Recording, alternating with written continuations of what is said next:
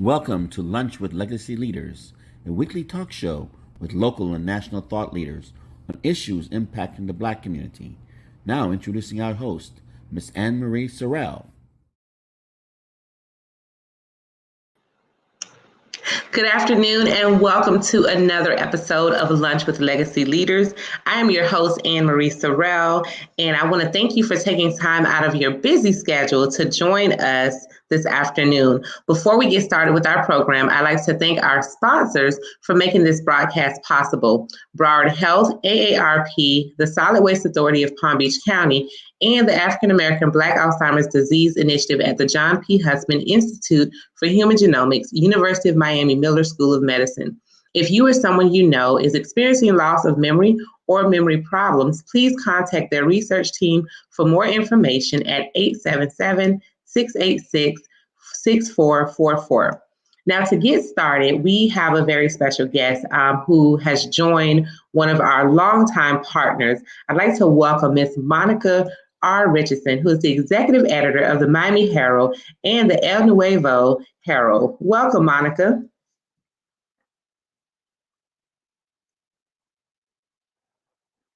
I think you're on mute. If you just unmute. There we go. I'm sorry. There we go.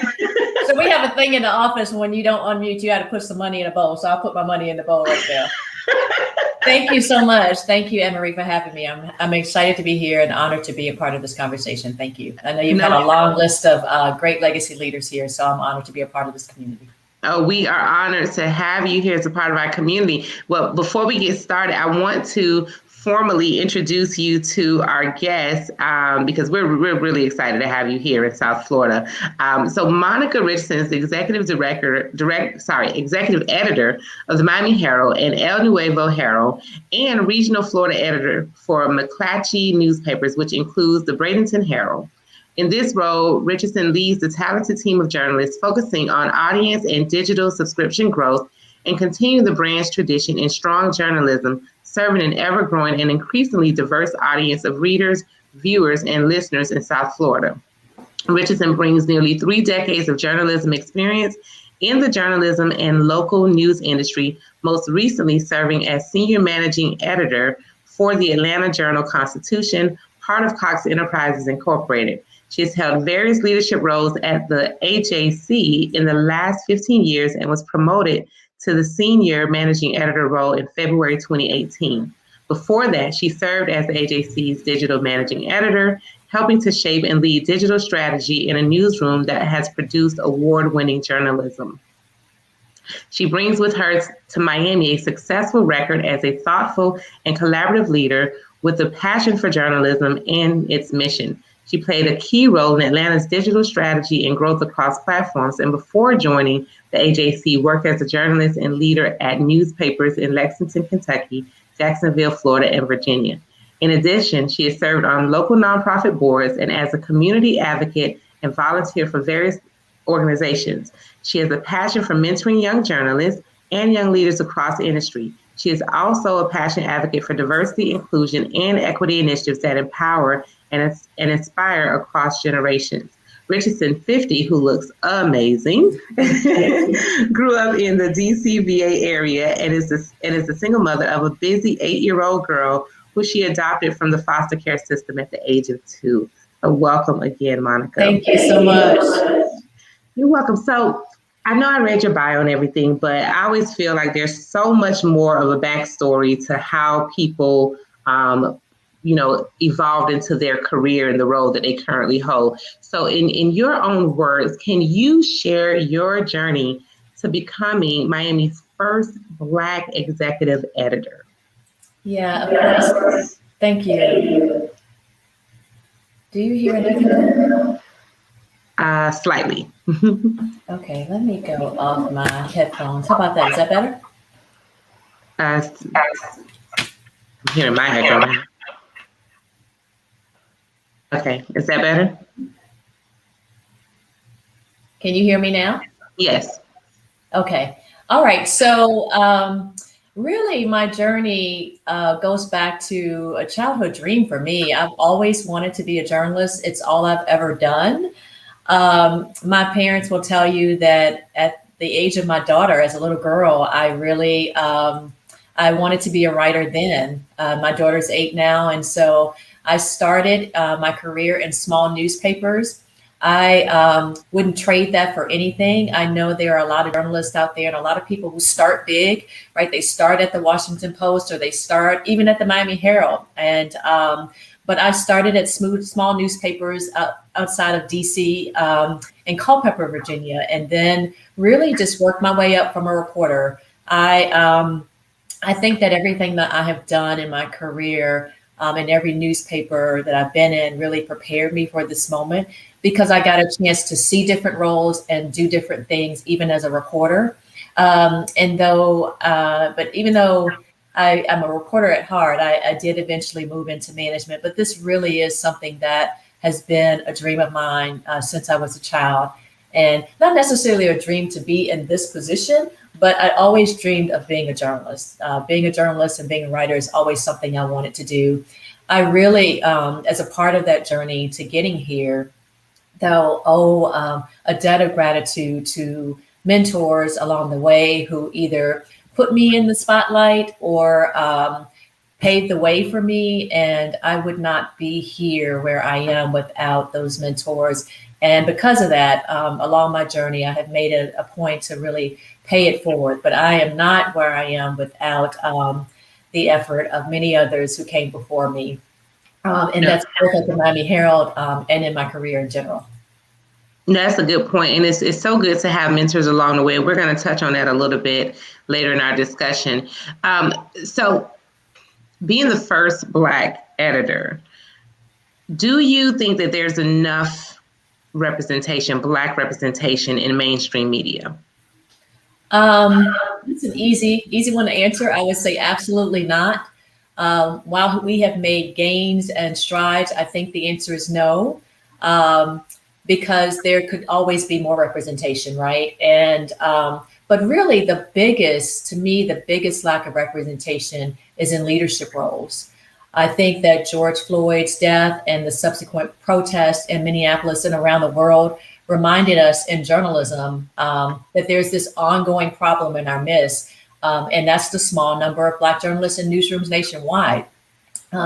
Even fewer, like I said before, are occupying leadership roles and gatekeeping positions, if you will, making decisions on stories and what gets covered and who gets hired to tell them, frankly.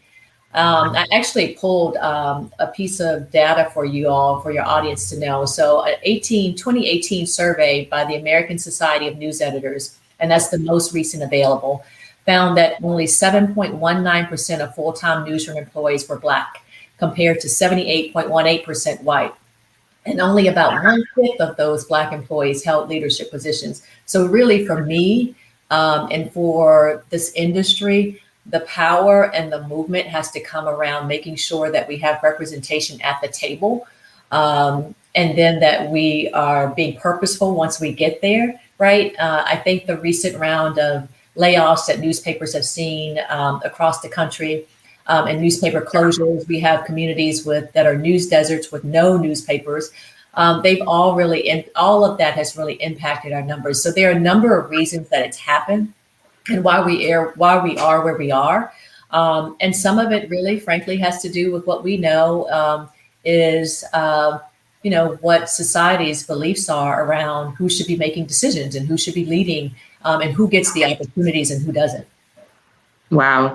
Well, I'm sure that shapes, my next question for you. In what role does media play in shaping the perceptions of Black people and the Black community at large? Because at the end of the day, the most common thing that's watched in our society is news. And most of the times the images that are painted of Black people in the Black community are very negative. And so I want to ask you, what is the role of media, particularly even in your role at the Miami Herald, play in shaping these perceptions?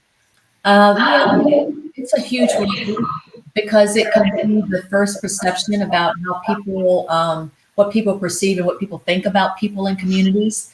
If the stories are negative and lean one way or the other, if they're not accurate, then those, those are, that is how people are left. That is what people are left to think and believe.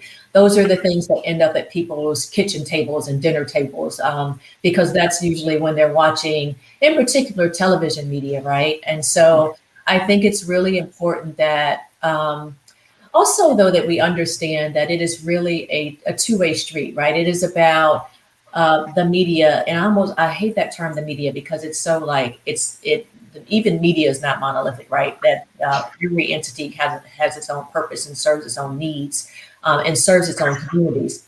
But it's important that on our side, we're building the relationships we need to build, and telling the stories and changing the narrative. But it's also important that people in our community speak up, right? And that they read and counter anything that looks wrong, that they are a part of changing that narrative. So I do believe that, generally speaking, the media obviously plays a huge part in shaping the perceptions of how people see our communities. And I can say our because I'm a part of that community, but how people see our communities and what the narrative is. If I say the northwest side of town, does that give some sense of something? If I give a general geographic location, what am I saying? And I think that's the reason. It goes back to the question you had before about people making the decisions. If I see a headline that says something not quite right, and I recognize that because I know I've had that experience for myself, or I understand how that might be seen, someone else in the room might not understand that or see it the same way. And so that is why it's so important to have representation, particularly in the leadership roles, to be able to counter things with their own experience, right? With my own experience, to say, no, that's not going to sit well. It doesn't sit well with me, and I know this is how our audience is going to see it. So we do play a huge role in shaping those perceptions, and changing the narrative is very important. Absolutely. Now, what about I do a lot of talks around economic development. I work with different economic development agencies, and I do believe that media outlets also play a role in, the state of our economy. What is your take on that? And in particularly our Black economy? Yeah, I can't speak a lot to the impact on the Black economy, but I could say this. And I represent the media, obviously, but we do have a role in exposing inequities that plague local Black businesses and business owners. We have a role in telling about the challenges and vice versa, the successes, right? And making sure that it's also making sure Black business owners and Black economy are part of the general conversation. Like, it's not a thing that's different. We are a part of, it's not just Black economy, right? We are a part of economy. And so that is really important, that we sit in those discussions and conversations and show up in those stories that have to do with general news subject, not just the Black economy story, but the economy story. So to me, it's really important that the impact happens there, that it is telling the stories of our communities, and business communities in this regard, and shaping the stories there, but also that we show up just in the general broader conversation about economy. That is where I think the difference really can be made. And that is, again, go back to your last question, where the perceptions can change. Absolutely. No, I agree. And, some of my colleagues a few years back met with the Miami Herald, several of the broadcast stations, because the reality is, and I'm in public relations, so the reality is, our stories just were not being told. The positive stories, the feel-good stories, the Black excellence stories, the business openings, the nonprofits that are doing great things in our communities. Those types of stories were just not being covered. The only thing that would be covered is if someone got shot around the corner. And so it's refreshing to see someone like yourself now in this role. And I just want to know, under your leadership, do you have any plans outlined or initiatives to ensure and to increase, coverage of our stories, positive Black news stories in Miami and South Florida. And also including, kind of like you just alluded to, where yes, about the economy, but getting Black voices to speak on the perspectives of different issues locally and nationally. Yeah, so we've already started that process. If you pick up the newspaper or goes to the website, I hope in the past, this past year, you've already seen us reporting on topics covering the Black community in Miami and South Florida. And that, here, that's more than African American, right? That is Haitian and Bahamian and so much more. Being Black in Miami and South Florida can look so different and so diverse in so many ways.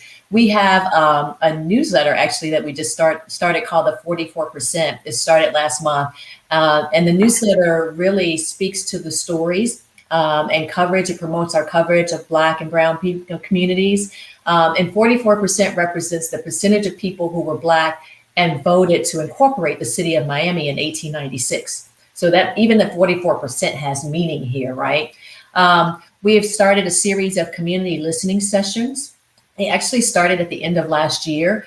And so every month, or at least every other month, we've had 4 so far. So every month we've gotten together key leaders, but not just key leaders, but anyone who feels like they need to have a voice in our coverage and talking about our coverage. We've been reaching out to hear from people about what we're doing right and what we're doing wrong and how we can rebuild trust. I think part of the issue in your question actually starts with trust, because I would argue that those stories, those positive stories have been there. They've been outnumbered probably by what would be perceived as negative content. But there are times when I will tell people and ask them, did you see our coverage, for instance, a few weeks ago about the inequities in the school system with our children? And people will say, no, I missed that. And I'll say, well, did you see, how we went over and above in our Black History Month coverage and actually said, we're going to continue this beyond February, right? And people will say, no, I didn't see that. So the problem is that we haven't built the trust or rebuilt the trust in the community so that people will come to us for that information and keep coming, because it's been there. It hasn't been highlighted. What needs to happen is it shows up on the front page more, right? It shows up in the places where people will see it, where it's visible. And so there's a lot kind of baked into that question in terms of what needs to happen. But in addition to the newsletter, the community listening sessions, we've also made sure that we are diversifying our sources with our reporters. That is an ongoing effort that we have to make sure that we're not talking to the same people over and over again, and that we're reaching out and diversifying the people that we're talking to for our stories as well. And that is actually a McClatchy-wide effort of something we've done as a part of our diversity, equity, and inclusion efforts. It's ongoing, and it's not just external. It is internal too, right? I have the responsibility to make sure that the staff reflects the people in the communities that we cover. And so that internal thing is as important as how we're covering as well. So I would just urge, the people who are on the call today to, if you don't see it, speak up. But when you do see it, keep tell us to do more of that, right? We have a race and culture reporter. His name is Claude Smalls, and I'm sure a lot of people may recognize him, Isaiah Smalls. He's been, bringing very rich enterprise stories, positive stories, and stories that challenge too, because we don't exist just to tell feel-good stories, right? We have to hold people accountable regardless of who they are. And so that accountability leads to better communities. If something's wrong happening in our governments, Black or white, if it's wrong, it's wrong. And we need to call it out to get to a better place for the people that are being served by it. So we have to balance that, right? It's not just looking at good news, but making sure that we are portraying our communities accurately and that we are living our mission, truly living our mission of good journalism, right? Journalism excellence that stands to really uplift and make our communities better. That is what the journalism industry exists for.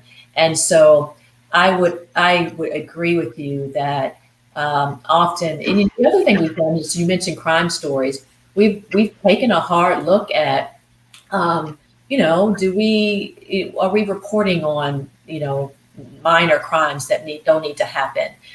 We don't, for instance, use mugshots. And that led from a conversation about seeing too many Black men in mugshots, right? And like, honestly.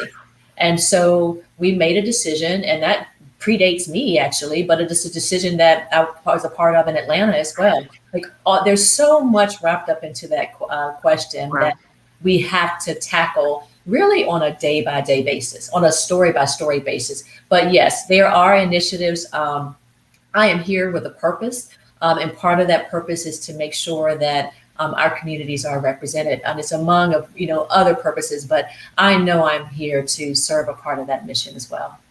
No, that's excellent, and I thank you for sharing the different initiatives that you have currently underway, and even because I wasn't aware about the removal of the mugshots, which is so true, because you pick up any newspaper around anywhere and it's like blatantly in your face. It's like, it's one of those things where as a consumer of news, you always say, oh my God, I hope they're not Black, I hope they're not Black, right? And then you see the mugshot and you're like, oh God, they're Black. So thank you for definitely sharing that. I want to just kind of piggyback on that. What tips do you have to offer for businesses, community organizations, residents that want to whether share their news, share their opinions, even if it's on controversial issues or if it's dismantling systemic issues that, impact our communities?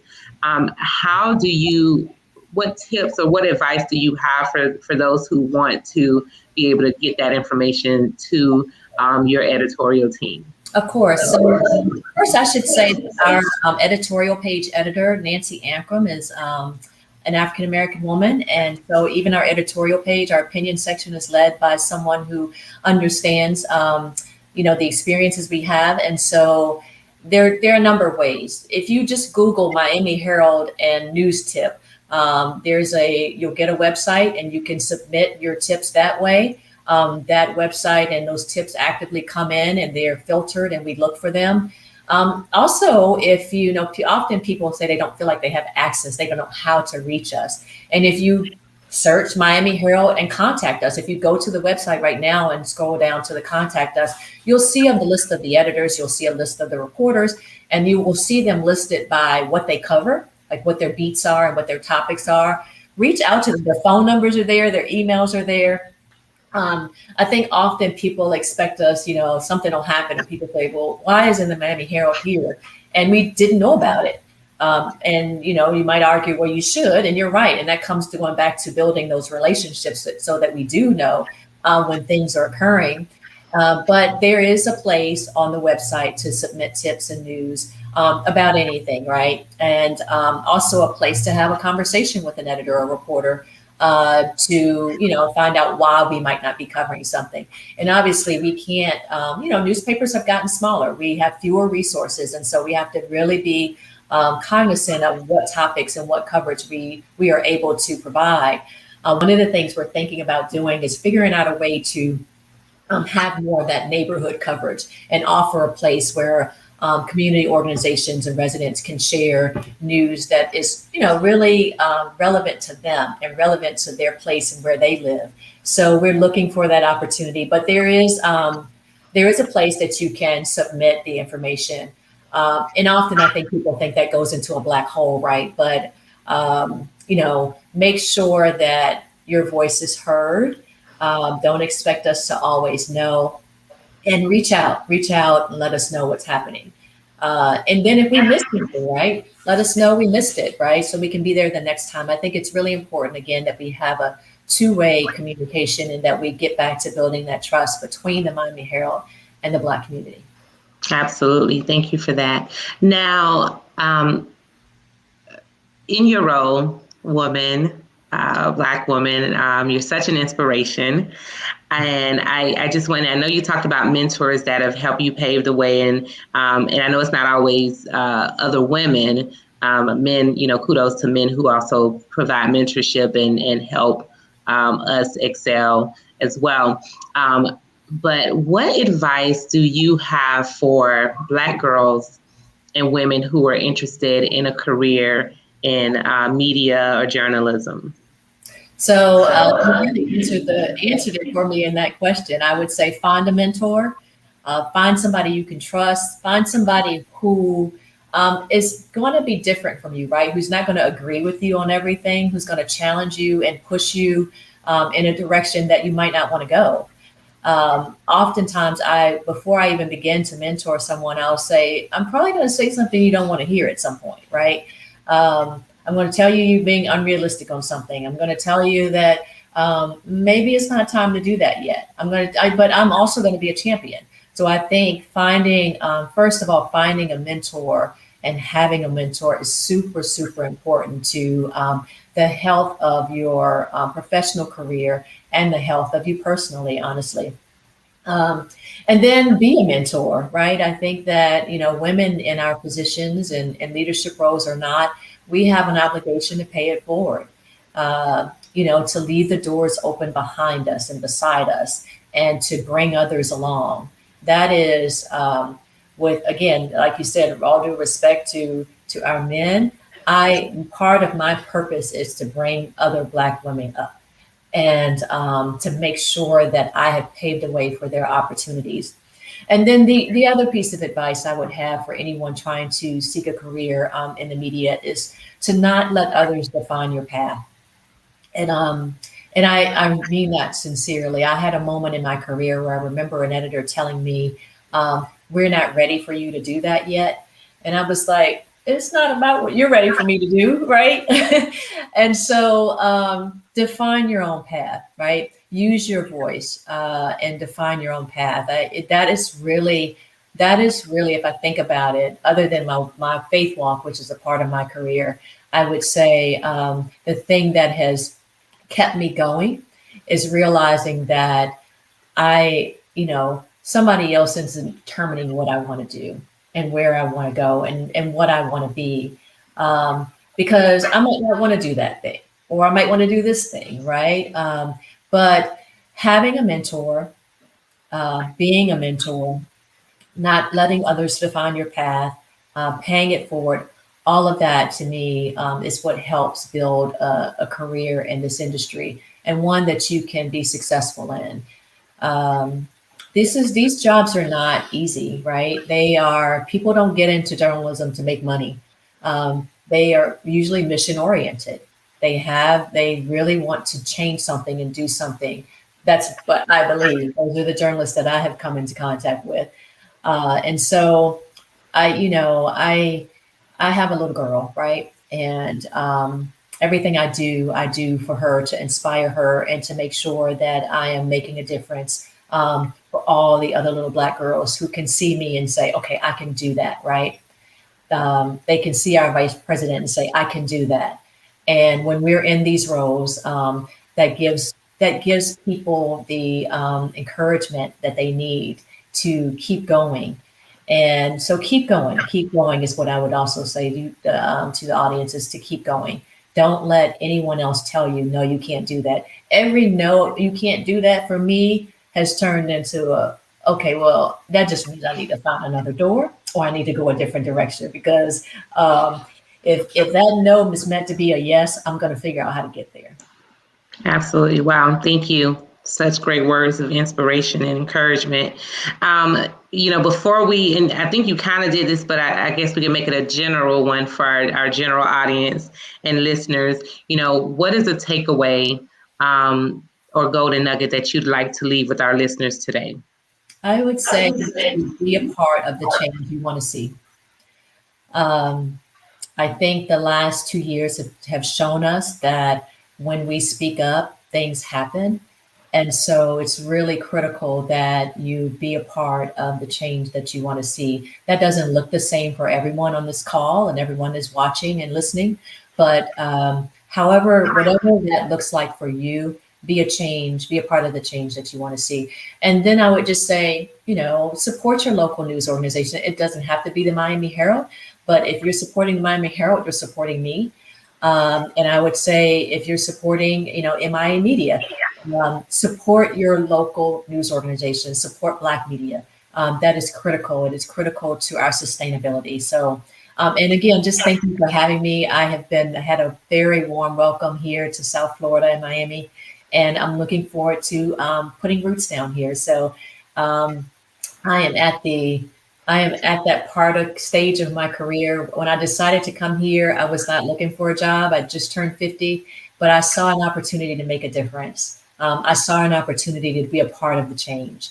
And I saw an opportunity to give my daughter something that I didn't have growing up in a very diverse community. So I would encourage the listeners to hone into the richness of South Florida and what you can bring to it. And if you see wrong, call it wrong and say it's wrong. When you see right, speak up and say it's right and keep doing more of that. So thank you again for having me. No, you're welcome. And just to ask you this final question, how do we support you? What does support look like for you, the Miami Herald? What can we do to make sure that we support you and not only give you the warm welcome in South Florida, but we want to make sure that we're here to lend a hand and lend a voice for you as well. So if you have any way to let us know what that looks like, how do we reach you, all that good stuff. Yeah, so you can reach me at I'm Easy M. Richardson at MiamiHerald.com. I am accessible. I might not reply to every email immediately, but I will get back to you. If you have news that you feel like, you tried to, for years, get this heard by the Miami Herald and it hasn't been, reach out to me and I will do the best I can to at least find out, if we can be a part of that. And, as I said earlier, it doesn't subscribe, right? Subscribe to your local media organization and keep in touch with what is. We have to find ways to counter the fake news and the headline scroll that happens. It's important that our communities are educated on what is really complete information and accurate information.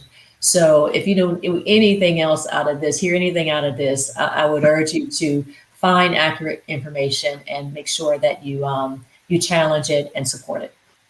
Absolutely. Well, thank you so much, Monica. Stay with me just briefly as I do a couple of announcements before we close out.